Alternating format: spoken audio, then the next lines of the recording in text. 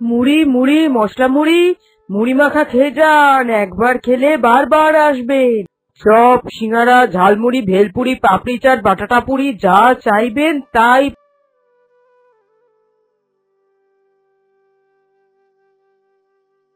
তেলে ভাজা মুখরোচক খাবার খেতে মুখের স্বাদ ফিরিয়ে আনতে অন্য কোথাও গেলে হবে না, আসতে হবে এই মুড়ির দোকানে। আসুন আসুন। পাশের ওই দোকানটায় কত খরিদ্দার, কত লোক আসছে, অথচ দেখো আমার এই দোকানে কেউ নেই। আসুন দিদি আসুন, মুড়ি খাবেন নাকি, মেখে দেবো?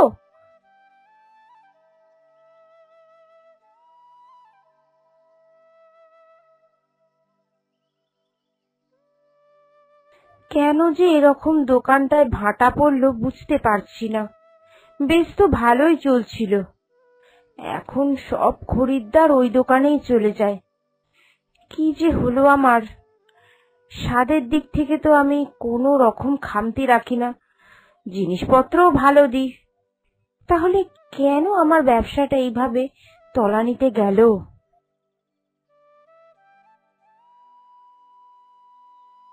তা হ্যাঁ রে, আজকে আয় ব্যয় কিছু হলো?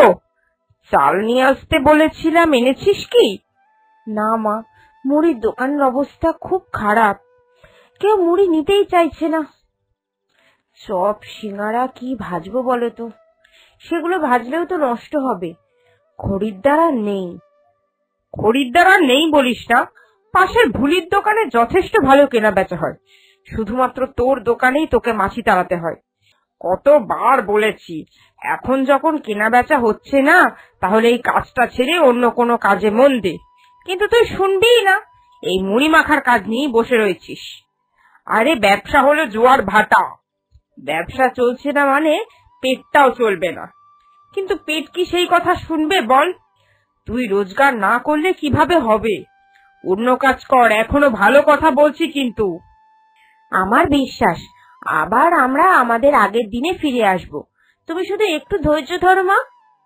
আমলো যা ধৈর্য ধরবো, সংসারে কিছু নেই, ধৈর্যটা ধরবো কি করে শুনি? খাবারের অভাবে মরে গিয়ে ভূত হয়ে তারপরে কি ধৈর্য ধরবো? তুই থাক, তোর এই সংসার নিয়ে আমি চললাম আমার বাপের বাড়িতে। আমার দাদারা ভাইয়েরা এখনো বেঁচে রয়েছে, এই একটা মাত্র বোনকে তাদের খেতে দিতে কোনো অসুবিধা হবে না। তুই থাক তোর এই আপদ ব্যবসা নিয়ে, আমি চললাম। অনেকবার বোঝানোর চেষ্টা করেছিলাম, শুনিসনি। কেউ যদি জেদ নিয়ে বসে থাকে তার সঙ্গে তো আর কিছু করা যায় না, তাই চললাম। মা, মা শোনো, যেও না, মা শোনো।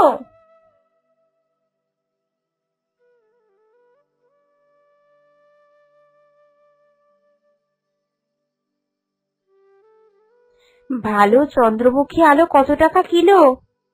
40 টাকা। বাবা, দিন দিন জিনিসপত্রের দাম যেন আকাশ ছোঁয়া। এই দামে জিনিস দিয়ে যে কি করে 10 টাকা ঝালমুড়ি বেচবো জানি না। যাকে, তুমি বরং ভালো ভালো দেখে আলু দাও। না গো, ওই আলু নিয়ে গেলে হবে না, এমনি দোকানে কেনা বেচা নেই, আর আমি কোনোদিন স্বাদের সঙ্গে কোনো রকম খামতি রাখি না। পচা আলু নিয়ে যাব কেন? জিনিসটা তো দামেই বিক্রি করব, তা মানুষ যখন 2 পয়সা দিয়ে খাবে তাহলে ভালো খাক না, খারাপ জিনিস কেন খাবে? এই সত্যের অন্বেষী হয়ে যে তুমি কতদিন ব্যবসা চালাবে জানি না, যাকে নিয়ে যাও। ও হে বৌদি, দাও, আমার জন্য আলুগুলো বাছাই করে রেখেছো তো? ওই 2 কেজি 5 টাকার আলু। হ্যাঁ হ্যাঁ, এই বস্তায় রাখা রয়েছে, নিয়ে যাও। আমরা ব্যবসা করতে নেমেছি, লোককে তো আর দয়া ভিক্ষা করতে নামেনি যে সত্যের অন্বেষী হয়ে ভালো ভালো খাবার খাওয়াবো। তাও যদি দোকানে কেনা বেচা হতো, সারাদিন তো দোকানে মশা মাছি মেরেই দিন যায়। আমাদের কাজের গুঁতোয় দোকানের চাপে হাত থামাবার সময় পাই না, আর আমাদের পাশের জনকে দেখো, মশা মাছি মেরে মেরেই দোকানে দিন যায়, কোনো খরিদ্দার নেই। তোমায় একটা ভালো বুদ্ধি দিচ্ছি, শোনো, তুমি বরং আমাদের দোকানে এসে কাজ করো, এত খরিদ্দারের চাপ আমরা একা পেরে উঠছি না। তুমি দোকানে এসে কাজ করলে একটু সুবিধাই হবে। মাস গেলে তোমায় একটা টাকা মাইনে দেবো খন। কি রাজি নাকি? মশা মাছি মেরে খুব আনন্দ পায় মনে হচ্ছে। দাও দাও, আমায় আলুগুলো দিয়ে দাও, দোকান খুলতে আবার দেরি হয়ে যাবে।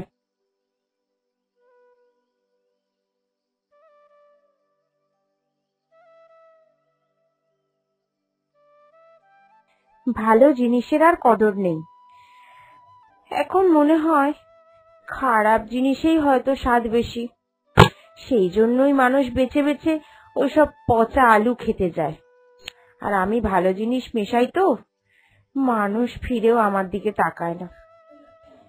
মা চলে গেল, সংসারটার যে কি হবে, এইভাবে তো আর বেশি দিন টানতেও পারবো না। আমাকে মনে হচ্ছে বাইরে কোনো কাজের সন্ধানেই যেতে হবে। কি হে, মন খারাপ করে বসে আছো যে বড়? মানুষ আজ আমির কাল ফকির, এই নিয়ে মন খারাপ করলে চলবে না গো। আগে তো তোমার ব্যবসা খুব ভালো মতোই চলতো, এখন একটু ভাটা পড়েছে। এই নাও, এই মোক্ষম দাবাইটা তোমায় দিয়ে গেলাম। তোমার মুখরোচক খাবারে এই দাবাইটা অল্প অল্প করে মিশিয়ে দেবে, দেখবে তারপর জাদুর কামাল। বুড়ি এলো, নিজের মতো কৌটোটা দিয়ে সেখান থেকে চোখের নিমিষে উধাও হয়ে গেল। বুড়ি কোথা থেকে এলো, কিসের জন্য এলো, আর সে যে কথাগুলো কি করে জানলো, এই প্রশ্নগুলো জানবার সময় পেল না সেই দোকানদার। ফুলি তো হতভম্ব হয়ে সেই কৌটোর দিকে তাকিয়ে বসে রইল। একবার মনে মনে ভাবছিল যে এই জিনিসটা খাবারে মেশাবে কিনা, যদি কারোর কোনো ক্ষতি হয়। চেনা নেই জানা নেই অজানা অচেনা বুড়ি এসে কি না কি দিয়ে চলে গেল। খাবারের সুঘ্রাণ চারিদিকে ছড়িয়ে পড়তে লাগলো। সমস্ত খরিদ্দার পাশের দোকান থেকে চলে এলো ফুলির দোকানে। সেদিনে ব্যবসাপাতি বেশ ভালোই হলো।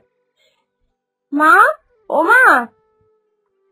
এ কি রে, এত টাকা তুই কোথায় পেলি? আমাদের ব্যবসা আবার চলতে শুরু করেছে গো মা। আমি একা হাতে সামাল দিয়ে পারবো না মা, তুমি দয়া করে আমার সঙ্গে আমার বাড়িতে চলো। এই সময় যদি আমি সবটা সামাল দিতে না পারি, তাহলে আবার তলানিতে পৌঁছে যাব। সে কি রে, এই অবিশ্বাস্য ঘটনা ঘটলো কি করে? সে এক অদ্ভুত জাদুর কামাল গো মা, তুমি বাড়ি চলো, আমি তোমায় সব খুলে বলছি। এইভাবে জাদু মশলার কারণে দিনকে দিন তাদের দোকানের কেনাবেচা বাড়তে শুরু করলো, আর পাশের দোকানের কেনাবেচা একদম পড়ে গেল।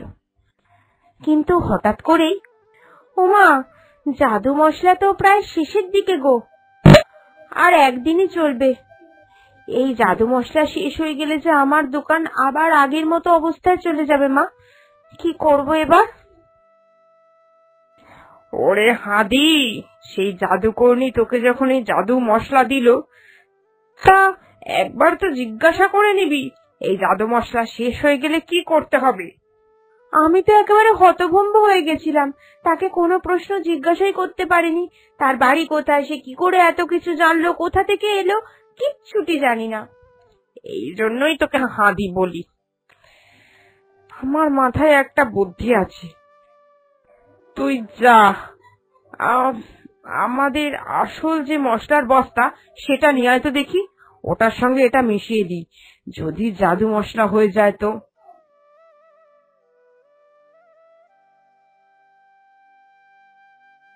হয়েছে মা, হয়েছে, এমনি মশলা জাদু মশলায় পরিণত হয়েছে। এবার আর আমাদের কোনো কষ্ট থাকবে না, দেখবে। সারা জীবন এইরকম জাদু মশলা বানিয়ে বানিয়ে আমাদের ব্যবসা খুব ভালো করে চলবে, আর আমাদের কষ্টের দিন দেখতে হবে না।